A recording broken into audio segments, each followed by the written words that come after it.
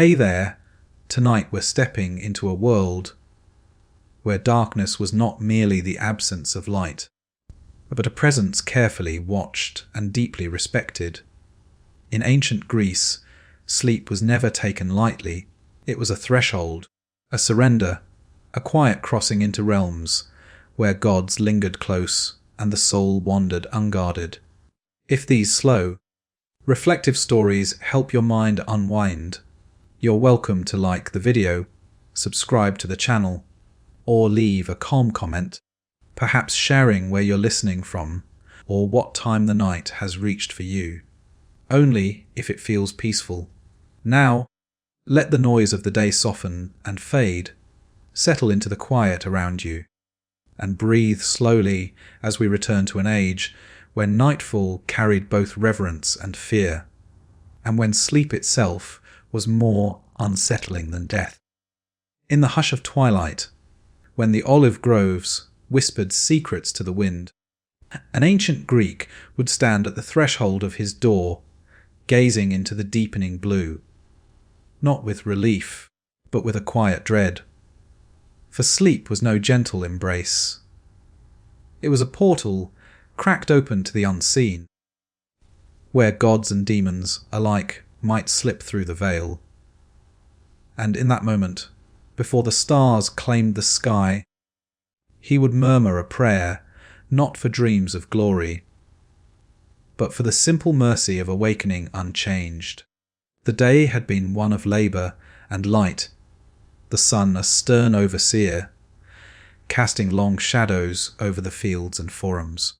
Men tilled the earth, their hands calloused from the plough, their backs bent under the weight of fate's unyielding gaze.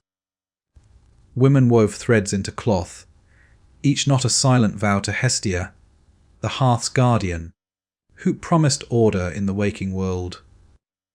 Children played in the dust, their laughter a fleeting rebellion against the gravity of existence. But as the light faded, a subtle shift occurred. The air grew heavier, laden with the scent of cooling stone and distant sea. Conversations trailed off. Eyes darted to the horizon, and a collective pause settled over the land, like the breath held before a storm. One such man, let us call him Erebus, for his name evoked the primordial darkness returned from the agora. His tunic clung to his skin, damp from the day's exertions. He carried a bundle of figs and bread, simple sustenance earned through barter and sweat. As he approached his modest dwelling, carved into the hillside like a scar on the earth's flesh, he paused. The door, wooden and weathered, stood as a barrier between the known and the perilous unknown. He placed his hand on the latch, feeling the grain beneath his palm, a reminder of the tangible world. But beyond, in the dim interior, his bed awaited. A low pallet of straw and wool, innocent in appearance, yet fraught with peril. Erebus entered slowly, his steps deliberate, as if each one measured the distance to oblivion. He lit a small oil lamp, its flame flickering like a hesitant soul. The light danced on the walls, illuminating crude paintings of heroes. Heracles wrestling the Nemean lion, Odysseus bound to the mast, defying the siren's call. These were not mere decorations, they were talismans, reminders of mortal endurance against divine caprice. He ate his meal in silence, chewing methodically, savouring the earth's gifts as if they might be his last. The figs burst with sweetness, a contrast to the bitterness that crept into his thoughts as night deepened. Outside, the world transformed. The cicada's chorus gave way to the owl's mournful hoot, Athena's bird patrolling the boundaries of wisdom and madness. The stars emerged, pinpricks in the cosmic tapestry woven by the fates. Erebus knew the tales, whispered in temples, how Nyx, the goddess of night, birthed her children in the void. Thanatos, death's gentle twin, and Hypnos, sleep himself. Winged and elusive, they were brothers, inseparable in their dominion over the frail human form. But while death was a final release, a journey to Hades' realm where judgment awaited, sleep was treacherous. It mimicked death, lulling the body into stillness, but left the soul vulnerable, adrift in realms where gods meddled and spirits prowled. He rose from his meal, brushing crumbs from his lap, and approached the altar in the corner, a small stone slab adorned with a figurine of Hermes, the messenger who traversed boundaries. Erebus poured a libation of water mixed with wine, watching it seep into the cracks like blood into soil. Hermes, guide my soul through the shadows, he whispered, his voice barely audible, as if speaking louder might summon unwanted ears. The ritual was not grand, no incense or sacrifice of beasts, but it was fervent, born of necessity, for in sleep the gods could intrude. Zeus sending omens through dreams, Artemis hunting the unwary in nocturnal visions, or worse, the Erinyes, furies of vengeance, stirring guilt from the depths. As he prepared for bed, removing his sandals and tunic, folding them with care, Erebus felt the pull of exhaustion. His muscles ached, a testament to his duty to the polis, the city-state that demanded his strength by day. But duty extended into the night. He lay down, the pallet cool against his skin, and stared at the ceiling beams, shadowed and unyielding. His breath slowed, matching the rhythm of the waves crashing far below on the rocky shore. Yet his mind resisted, but clinging to wakefulness like a sailor to driftwood. In that liminal space, between vigilance and surrender, memories surfaced unbidden. He recalled his father's tales, told by firelight how Morpheus, son of Hypnos, shaped dreams into illusions, deceiving kings and beggars alike. Agamemnon, dreaming of victory, led his armies to Troy only to face divine wrath. Penelope, faithful wife, wove and unwove her shroud, staving off suitors while Odysseus wandered dream, haunted seas. These stories were not entertainment, they were warnings. Sleep was a rebellion of the soul against the body's order. A moment when fate could rewrite itself through divine whim. Erebus closed his eyes, but not without resistance. His hand rested on a small amulet around his neck, a carved owl's eye, symbol of protection. The darkness enveloped him gradually, like ink spreading through water. His thoughts fragmented, drifting toward the abyss. But even as sleep claimed him, attention lingered, an unspoken question. What intrusions awaited in the realm beyond the veil? And so, the night began its silent vigil, the stars wheeling overhead, indifferent to mortal fears. Yet in that indifference lay the inevitability, the cost of order in a world where gods demanded sacrifice, even in repose. The darkness inside Erebus thickened, not with the suddenness of a cloak thrown over the head, but with the slow certainty of tide rising over sand. His limbs grew heavy, as though roots had quietly pushed upward from the earth beneath the pallet and begun to twine around bone. The last conscious thought that passed through him was not of fear, but of recognition. He had arrived once more at the boundary he could never quite defend. And then the boundary dissolved, Sleep did not arrive as rest. It arrived as descent. The body remained behind, chest rising and falling in shallow rhythm. Fingers curled loosely against the woolen cover, but the awareness that had been Erebus slipped downward through layers of shadow that felt both liquid and alive. There was no staircase, no ladder, no sudden drop.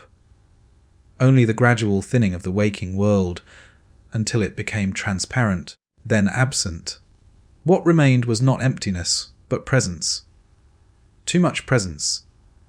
In the oldest songs, the Greeks did not say that hypnos came to men.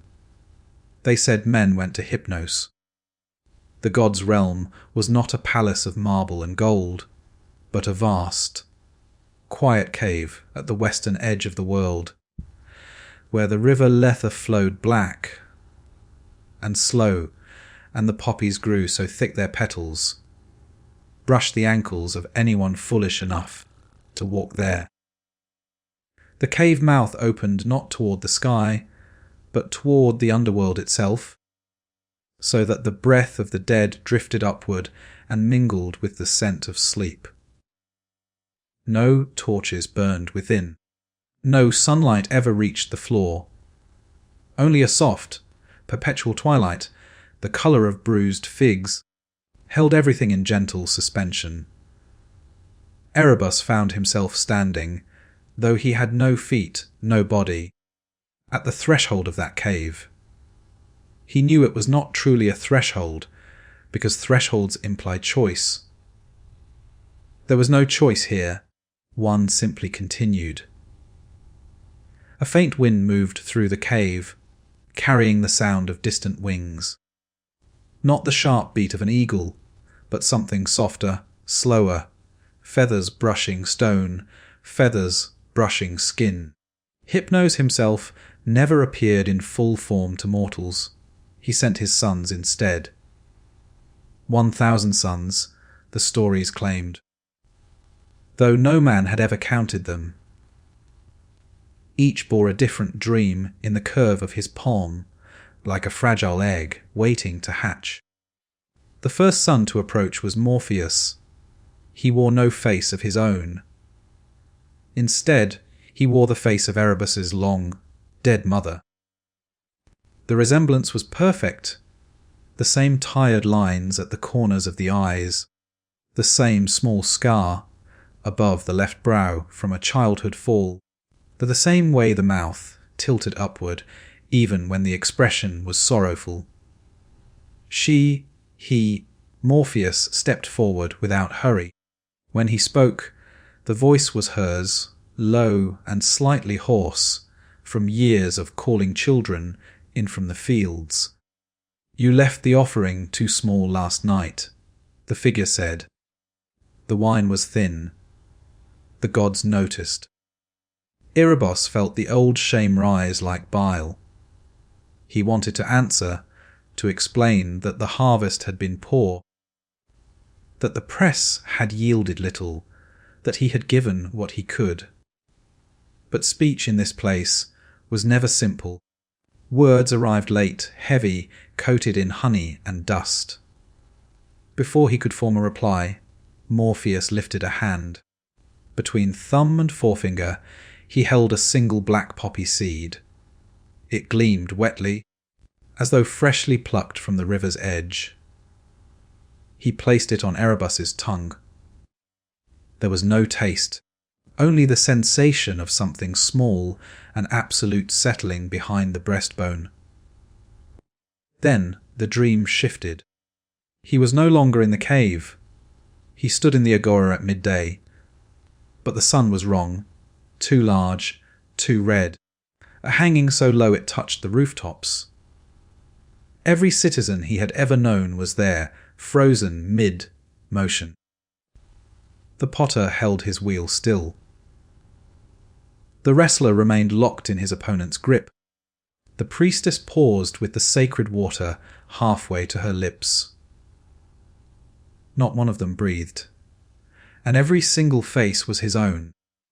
Hundreds of Erebuses stared back at him, some young, some old, some scarred by battles he had never fought, some weeping, some laughing silently, some looking at him with the cold recognition of men who have already passed judgment. None of them spoke. They did not need to. Their presence was the verdict. He tried to move among them, to find the one that was truly himself, but each step only multiplied the reflections. The square became a mirror maze of flesh and bone. Panic rose, not loud, but deep, a pressure behind the ribs that had no outlet. He understood then that this was not punishment. This was clarity. The dream was showing him the simplest and most unbearable truth. Every choice he had ever made, every compromise, every small betrayal of courage had created another version of him.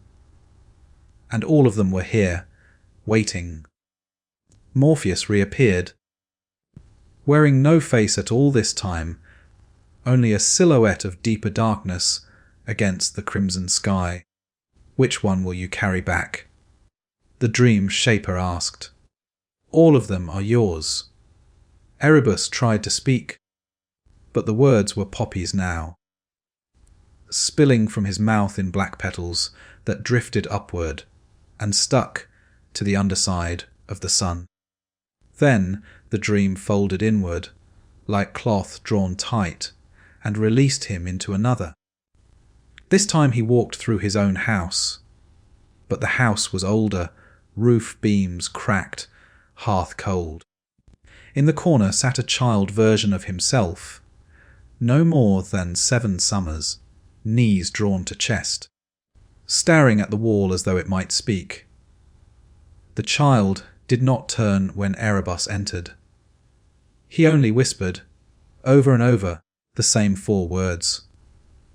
They are watching. Erebus knelt. He reached out to touch the child's shoulder, but his hand passed through.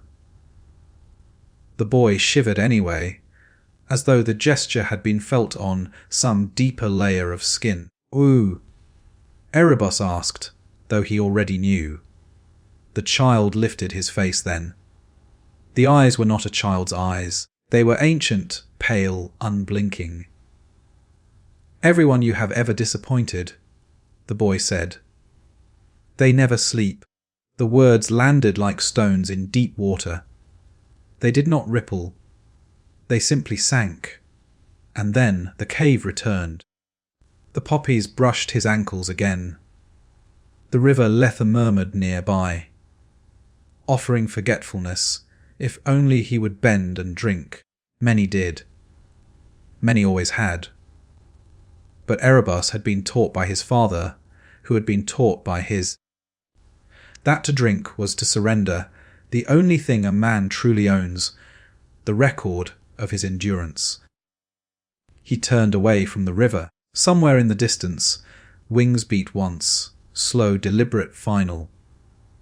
Hypnos had noticed. The god did not speak.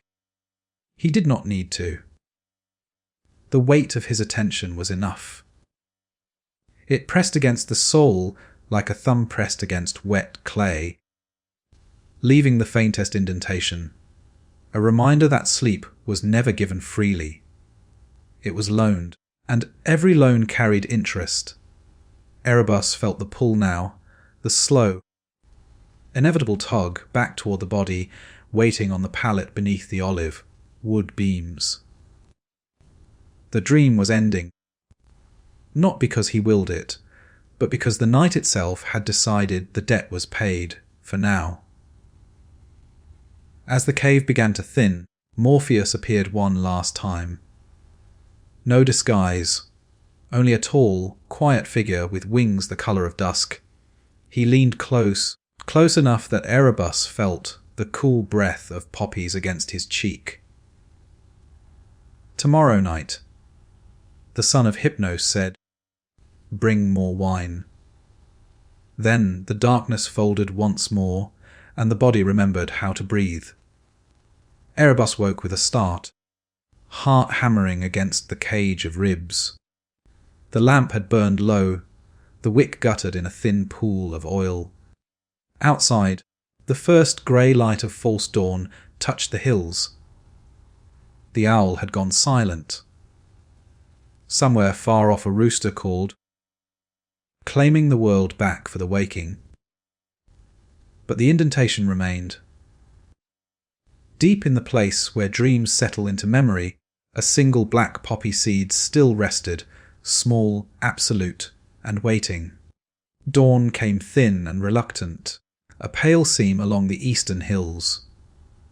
Erebus lay motionless for a long while after waking, eyes open, staring at the ceiling where the first light touched the beams like hesitant fingers. The poppy seed's weight had not left him. It sat behind the breastbone, small, cool, and certain, as though it had always been there, and he was only now noticing. He rose without haste. The house was quiet, except for the soft scrape of his bare feet on packed earth.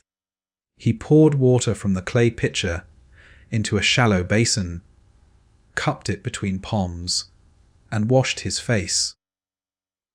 The cold shocked the skin, but could not reach deeper. When he looked into the water's surface, the reflection stared back with eyes that had seen too many nights. He did not linger on it. Outside, the village stirred slowly. Smoke rose in slender columns from other roofs.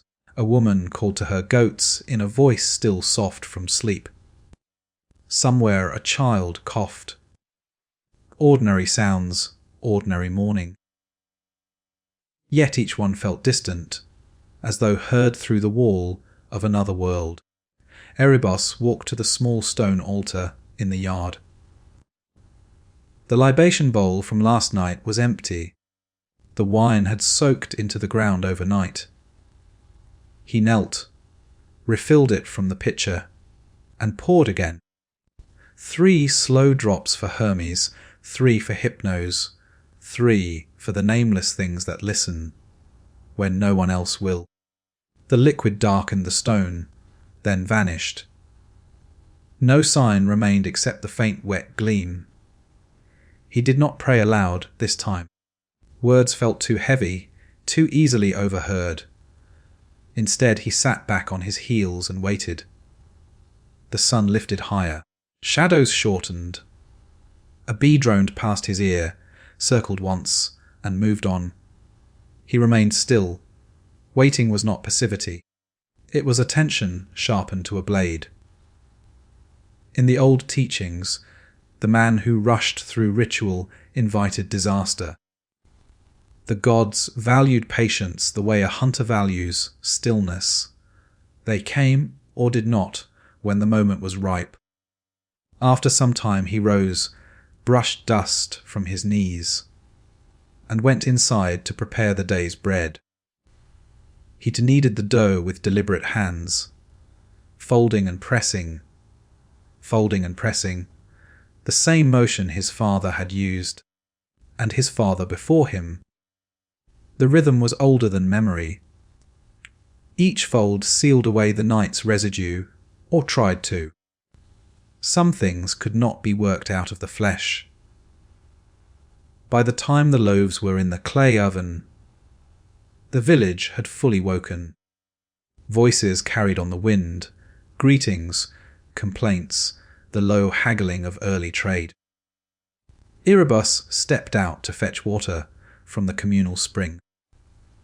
The path wound down the hillside between olive trees, whose trunks were twisted like old men's hands. Their leaves were silver, green, catching light in small flashes. He passed the shrine to Athena, paused long enough to touch the worn stone owl with 2 fingers, then continued. At the spring, several women were already filling their jars. They nodded to him, brief and courteous. One, older, with hair the colour of iron, met his eyes a moment longer than custom required.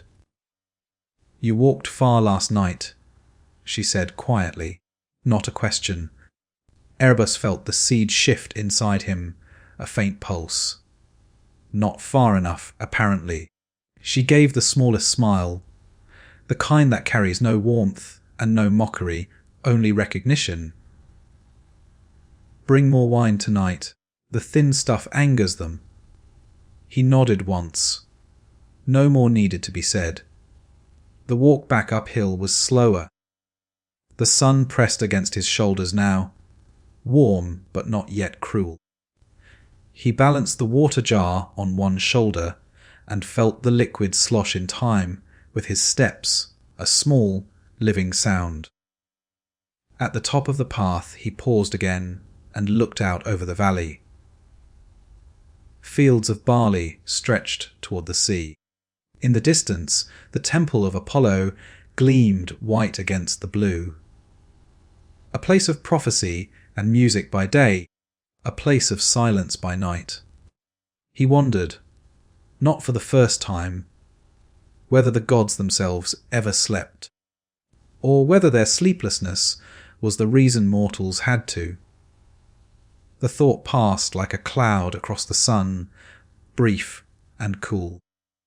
He did not chase it. Some questions were not meant to be caught. They were meant to graze the mind and move on, leaving a thin scratch that would never quite heal. Back in the house, he poured water into the kneading trough, broke the warm loaves, and ate standing. The bread tasted of yeast and earth and faint smoke. Simple, sufficient. He chewed slowly, letting each bite settle before swallowing, as though eating were another form of prayer. Outside, the day demanded its duties. There was wood to split, vines to tie, a cracked roof tile to replace before the next rain. Ordinary labour, the kind that anchors a man to the waking world. Yet all the while, beneath the surface of motion, the seed waited, not growing, not rotting, just present. A quiet promise that when darkness returned, the debt would be collected again. And the night, being patient, would not hurry. The sun climbed to its zenith, indifferent. Erebus worked in the narrow strip of vineyard behind the house. The vines were old, their roots deep and stubborn, drinking from the same hidden springs their ancestors had known. He moved along the rows with slow precision, tying new shoots to the supporting stakes with strips of softened reed. Each knot was firm, deliberate, a small act of dominion over chaos. The leaves rustled when he brushed past them, releasing the sharp, green scent of sap and dust. Sweat traced paths down his temples, gathered at the jaw, fell to the dry earth and vanished instantly. He did not hurry. Hurrying invited mistakes, and mistakes in the vineyard were paid for in next year's wine, or in hunger. A shadow fell across the row. He looked up. The boy from the neighbouring plot, thin, sun-browned, perhaps 12, stood barefoot at the edge of the vines, holding a small clay cup of water. The boy said nothing at first, only watched with the solemn attention children reserve for adults they have decided are worth studying. Erebus straightened, wiped his palms on the edge of his tunic. Thirsty. The boy nodded once, then extended the cup. "My mother sent this. She said you looked like you forgot to drink again." Erebus took the cup. The water was cool, drawn from the deeper part of the spring where the stone stayed cold year round. He drank slowly, letting the liquid settle in his throat before swallowing. When he lowered the cup, the boy was still watching. "You were talking in your sleep last night," the boy said, not accusing, simply stating, "Through the wall, you said they never sleep." Erebus felt the seed in his chest give a single, quiet pulse, like a heart made of stone. He handed the empty cup back. Sometimes the night speaks through us. It's nothing new. The boy accepted the cup, turned it in his hands. "My grandmother says the gods borrow our tongues when we sleep. That's why we shouldn't speak much after dark. Words left lying around can be picked up." Erebus looked at the boy for a long moment. The child's face was serious, the way only children can be, when they repeat something they have heard from the old, without fully understanding it, or yet believing it completely. "Your grandmother is wise," Erebus said, "and careful." The boy nodded, satisfied, then turned and walked back the path without another word. His bare feet left faint prints in the dust, small, perfect, already being erased by the wind. Erebus returned to the vines. But the rhythm of his hands had changed.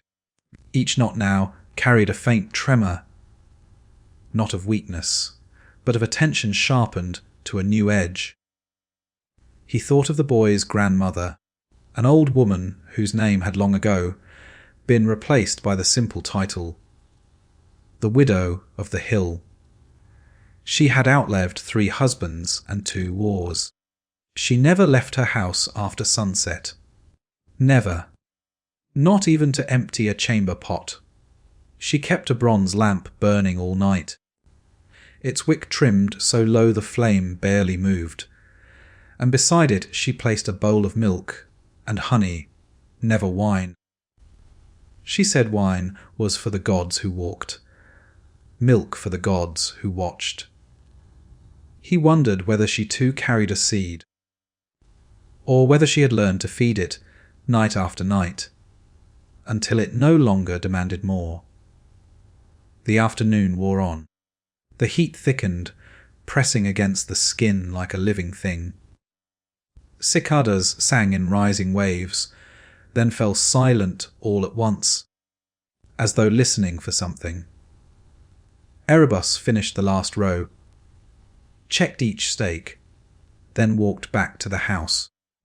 He paused at the doorway, looked inside. The pallet lay undisturbed, the woolen cover folded as he had left it. In daylight it looked harmless, merely a place to rest.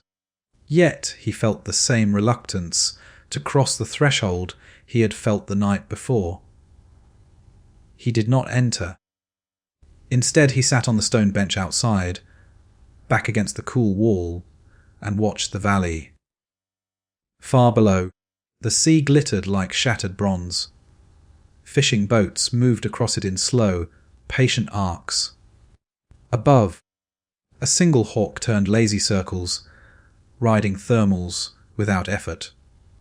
He thought of Icarus, not the fall, but the moment before, when the boy had looked down and seen the world small and perfect beneath him. That moment, Erebus decided, was the truest danger, not the wax melting, but the instant when a man believes he can fly because the ground is far away. As the light began to slant, he rose. He went inside then, lit the lamp early, though the sun had not yet set. The flame steadied after a few breaths, throwing soft gold across the walls. He took the small amphora of wine from the corner. Better wine this time, darker, thicker, pressed from the grapes of the southern slope. He poured a measure into the libation bowl, then carried it to the altar. The figurine of Hermes stared back, small bronze eyes catching the lamplight. He poured. The wine fell in a slow, unbroken thread, dark as blood against the stone. When the bowl was half empty, he lifted it to his lips and drank the rest. 3 swallows, no more. The taste was bitter at first, then warm, spreading through the chest like a second heartbeat. He set the bowl down carefully. Then he spoke low to the empty room. "If you must come again tonight, come as yourself. No more borrowed faces. No more children. I am tired of mirrors." The words hung in the air. The lamp flame did not flicker. Outside, the first stars appeared, small and sharp, like pins holding the sky in place. Erebus turned toward the pallet.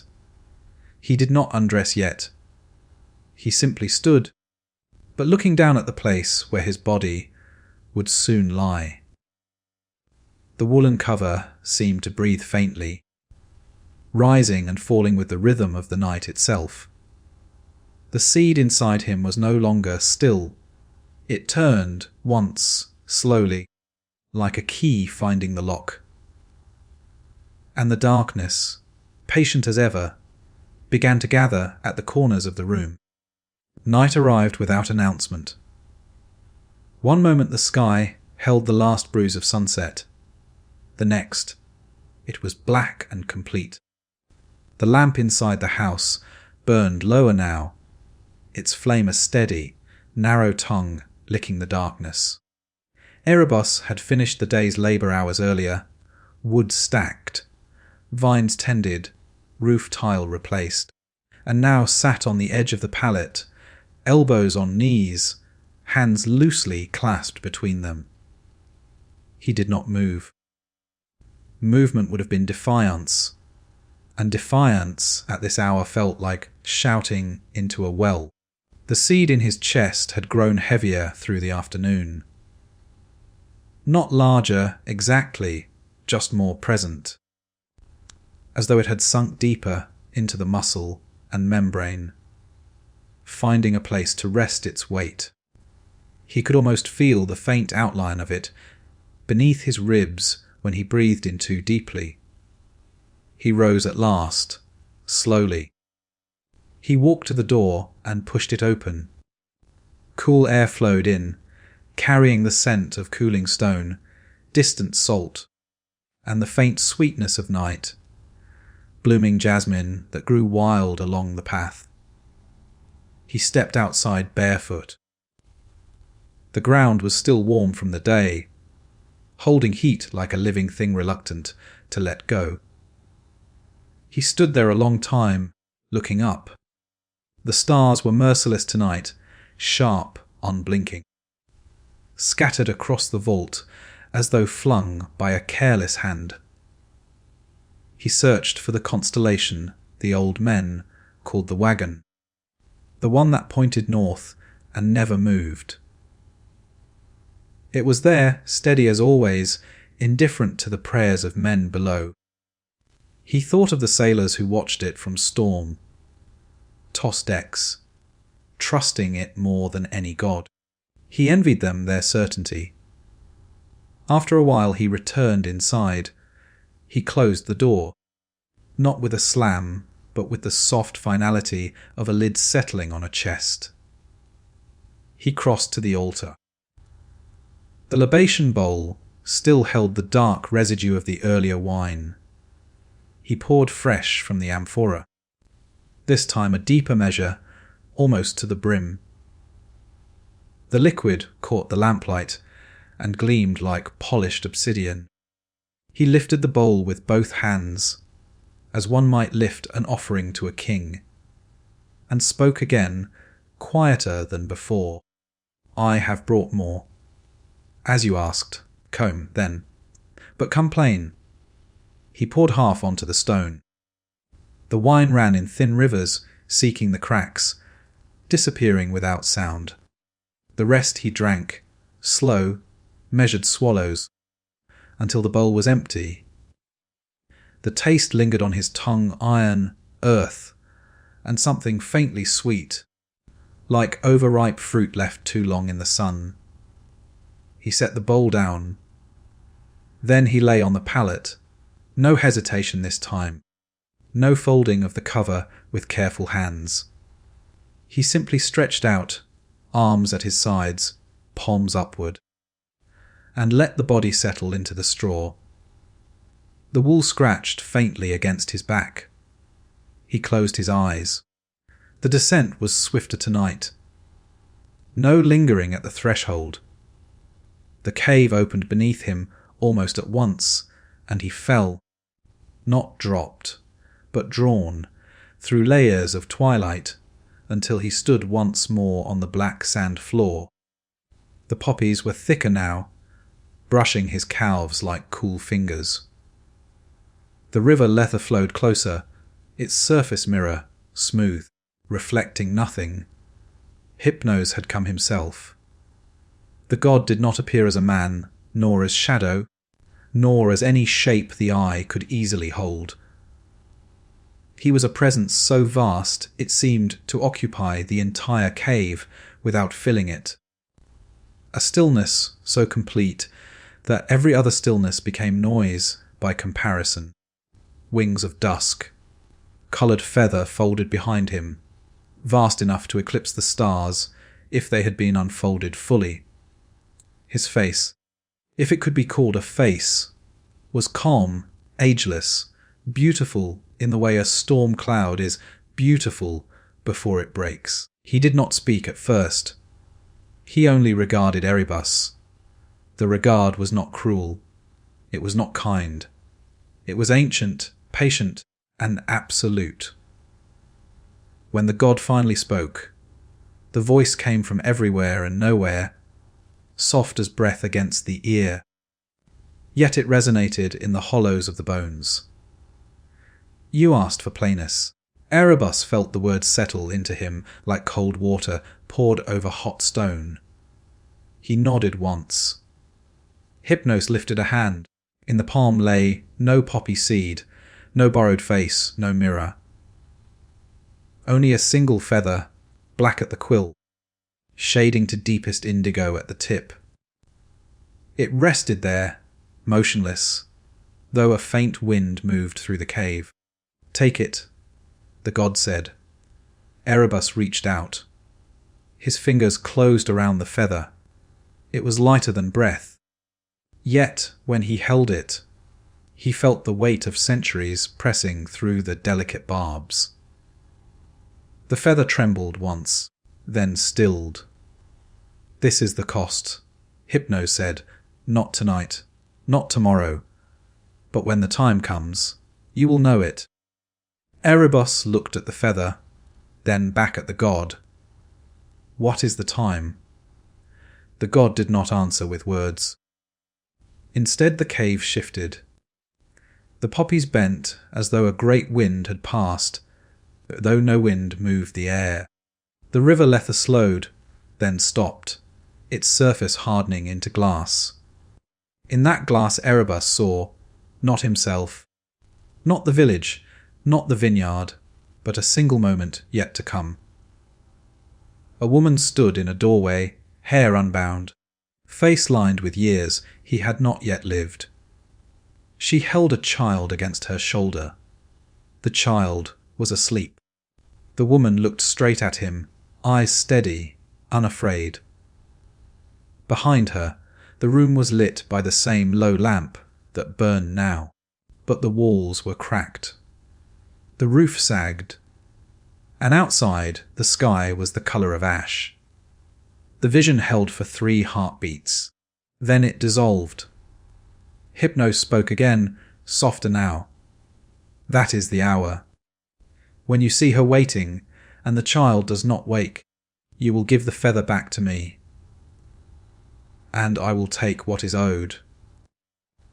Erebus felt the feather grow warm in his palm. He closed his fingers around it. He understood then that the debt was not punishment. It was balance. The gods did not sleep. They could not. And so they borrowed sleep from mortals, one night at a time, one feather at a time, one quiet surrender at a time. The gods' wings shifted once, slow, deliberate, final. The cave began to thin. Erebus felt the pull upward, gentle but inexorable. Before the darkness folded completely, he asked the only question left. "Will I remember?" Hypnos answered without hesitation. "No." "But you will carry it." Then the cave was gone. Erebus woke to the same grey false dawn. The lamp had burned out. The room was cold, in his right hand. Clenched so tightly the knuckles ached, was nothing at all. Yet the palm still felt the ghost of a feather.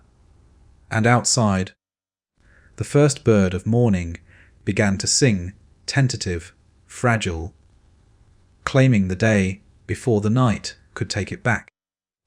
A morning light entered the house, like a guest who knows he is unwelcome. It slipped through the narrow window slit, pale and thin, touching the cold hearth, the empty bowl on the altar, the palette still bearing the shallow imprint of a body.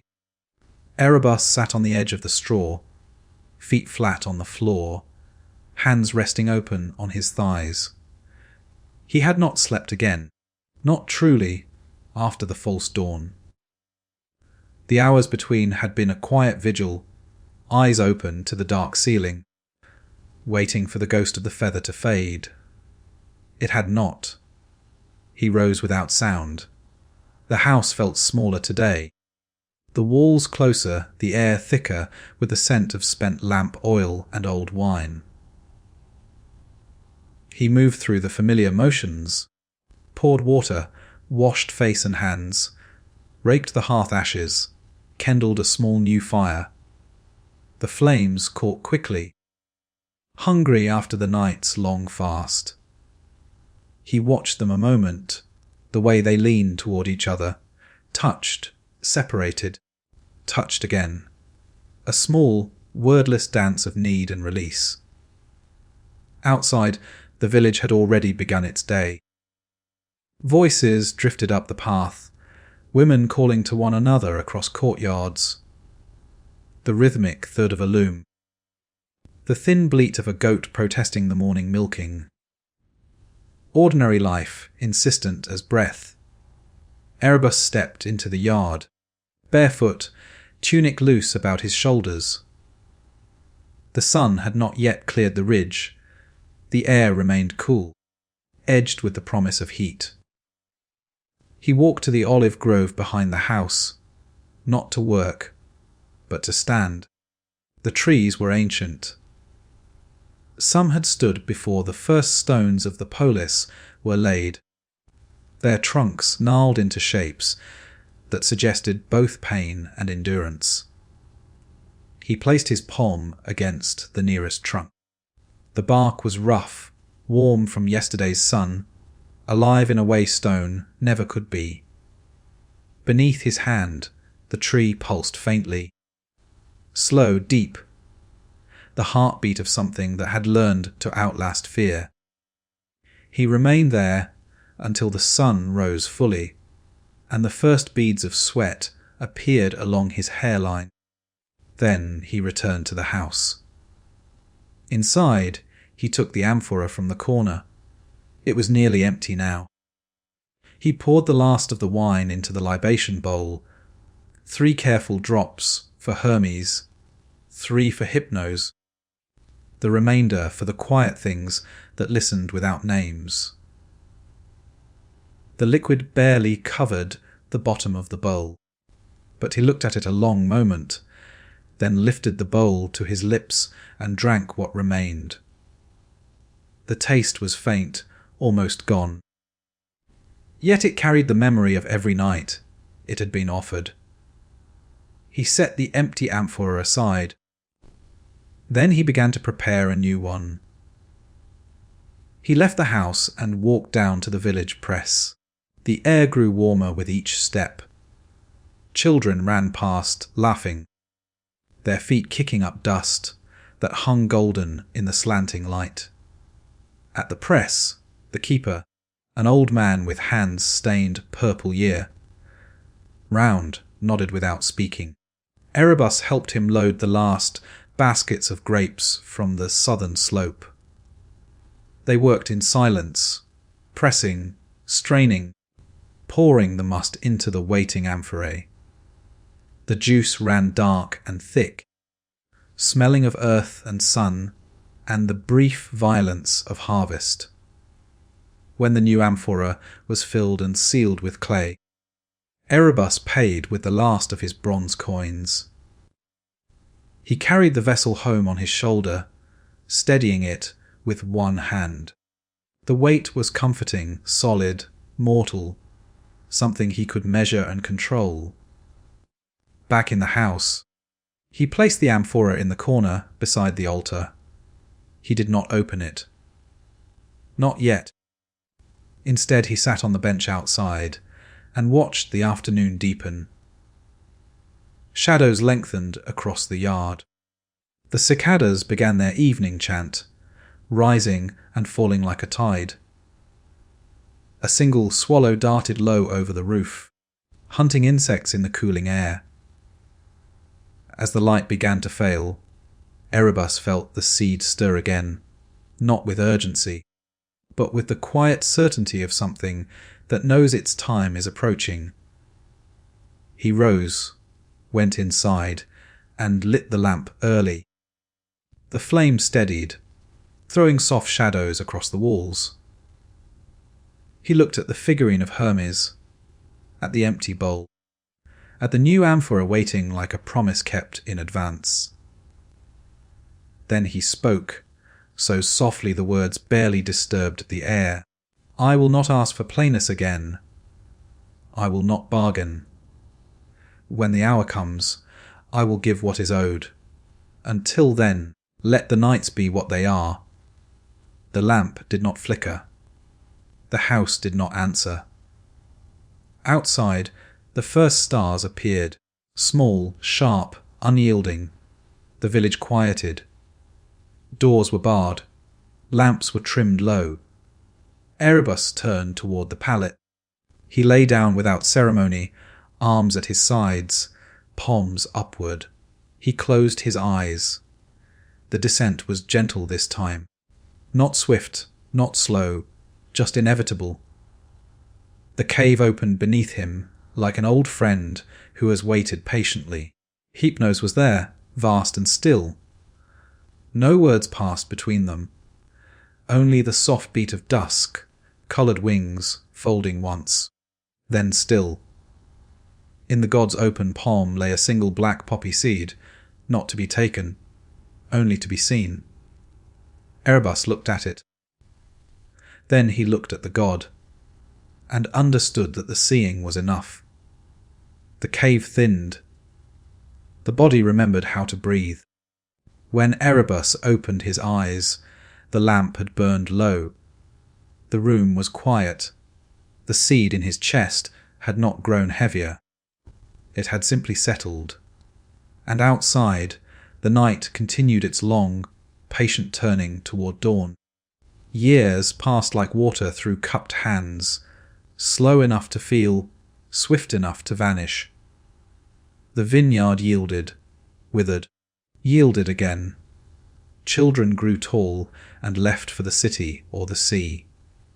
The widow of the hill died quietly one winter, her lamp still burning when they found her. Erebus's hair turned the colour of ash at the temples, then all through. His hands, once strong and sure, began to tremble faintly when the wind came cold from the north. Yet the nights remained the same, patient, inevitable, exacting their quiet toll. The new amphorae came and went. He pressed better grapes as the years taught him which slopes drank the sun most deeply. The wine grew darker, richer, more generous in offering. He poured without complaint, drank what was left, and lay down each night with the same unhurried surrender. The cave no longer startled him. Hypnos no longer spoke. They had reached an understanding older than words. The loan continued. The interest was paid in small, steady measures. And the feather, though never seen again, remained somewhere beneath the ribs, warm now, familiar, almost like a second heart. He took a wife late, when most men his age were grandfathers. Her name was Lysandra, quiet, spoken, with hands that knew bread and wool and the small magics of the hearth. She noticed the rituals but asked no questions. On the nights when the lamp burned lower than usual, she simply rose before him, refilled the bowl, and added a drop of honey to the wine. She understood that some debts are not hers to question. In time she bore him a daughter, dark-eyed, solemn, quick to laugh, when the goats chased her through the dust. The child was called Elpis, hope. Erebus watched her grow the way a man watches a flame. He is afraid to breathe near. She learned to walk between the vines without snapping a single shoot. She learned the names of stars before she learned the names of neighbours. And every evening, when the sky bruised toward night, she would stand at his knee and ask the same soft question. "Will you come back in the morning, Papa?" He always answered the same. "I will try very hard." She accepted this without fear, the way children accept that the sea is wet and the sun is hot. She did not yet know what trying cost. The years thinned. The vineyard passed to younger hands, first his nephew, then a stranger who paid fair bronze. Erebus kept only the small house on the hill and enough vines to press one amphora each season. His steps grew shorter, his breath came lighter. Lysandra's hair turned silver first, then white. They sat together in the evenings, side by side on the stone bench, watching the same stars wheel overhead that had watched them court, marry, raise a child, bury friends. One autumn the rains came early and hard. The roof began to leak in the corner above the pallet. Erebus climbed the ladder slowly, patched it with fresh thatch, and came down shaking. That night he coughed, small, dry sounds that would not stop. Lysandra brewed willow bark and honey. Elpis, now a woman with a child of her own asleep in the next room, sat beside the bed and held his hand. The lamp burned low. Outside, the wind moved through the olive trees like a long sigh. Erebus looked at them both, his wife's lined face calm with the patience of shared years, his daughter's eyes bright with unshed tears, and felt the feather stir at last, not painfully, not suddenly, only a gentle turning, like a key sliding home after decades of waiting. He closed his eyes. The descent was the gentlest yet. No cave mouth, no black sand, no river. Only a quiet folding of darkness, familiar as an old cloak. Hypnos waited, not vast now, not distant, but close, almost companionable. The great wings were folded tight. The god's face was unreadable, yet not unkind. In the open palm lay the feather, unchanged, black shading to indigo, light as breath. Erebus reached out. His hand did not tremble. Behind him, faint as memory, he heard Elpis whisper, "Papa." He did not turn. He could not. But he answered all the same, though no sound left his lips. I tried very hard. The feather passed from the god's hand to his. Warmth spread through his chest. Not pain, not release, only recognition. The debt was complete. The balance restored. Hypnos inclined his head once. The smallest gesture of acknowledgement between two who had kept faith for a lifetime. Then the darkness opened, not into light, but into a deeper quiet. A place beyond lending and borrowing, beyond vigilance and surrender. Erebus stepped forward. In the house on the hill, the lamp guttered and went out. Lysandra felt his hand grow cool in hers. Elpis bowed her head and wept without sound. Outside, the wind stilled. The stars held their ancient places. And somewhere, far below the threshold of hearing, a single black feather drifted downward through endless night, slow, weightless, finally free. The house on the hill stood empty for 3 days after the lamp went out. No one entered. No one spoke above a whisper when passing the path. Even the goats stayed close to the pen, as though the silence itself had weight. On the 4th morning, Lysandra rose before first light, walked through the rooms with slow, deliberate steps, and began to gather what remained. She did not weep again.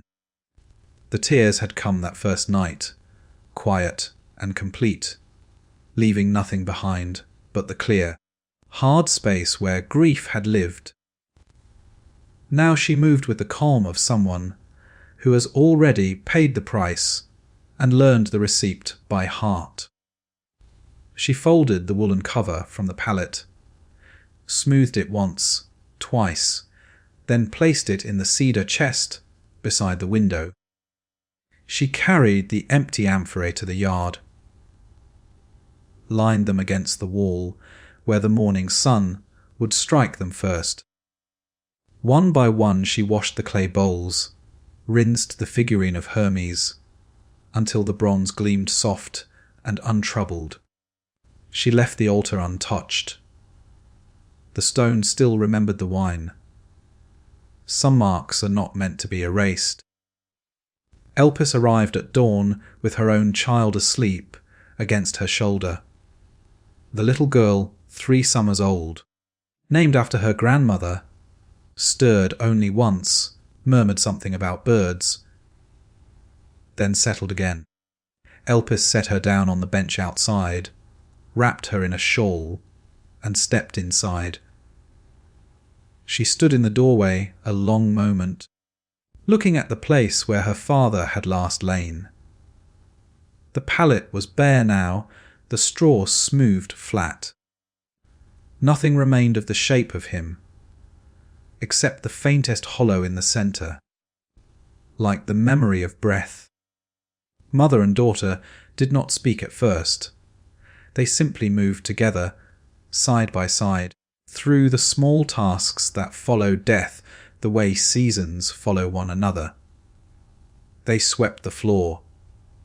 They aired the rooms. They carried the last of the dried figs and barley to the neighbours who had kept vigil.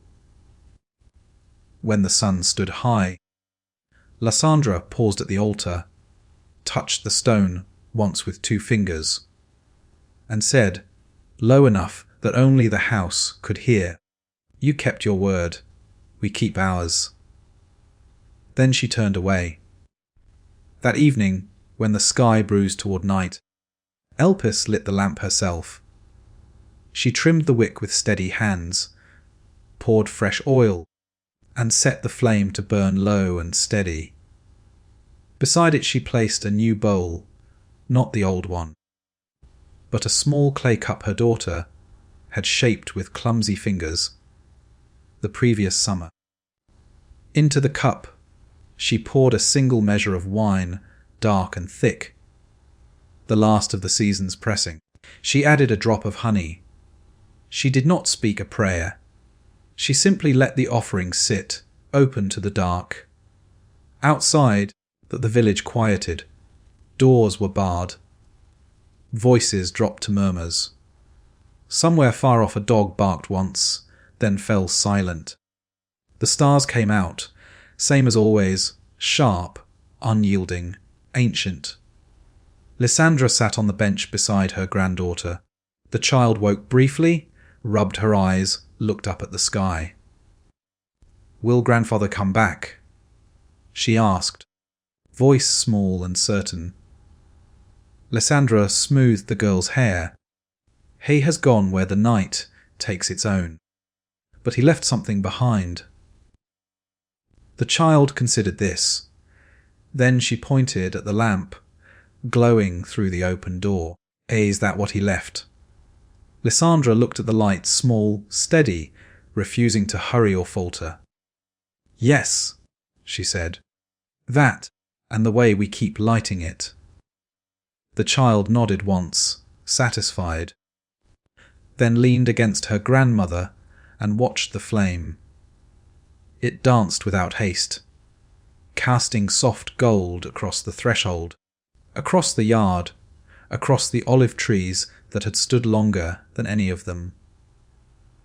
Inside, the cup of wine waited. No god came to claim it.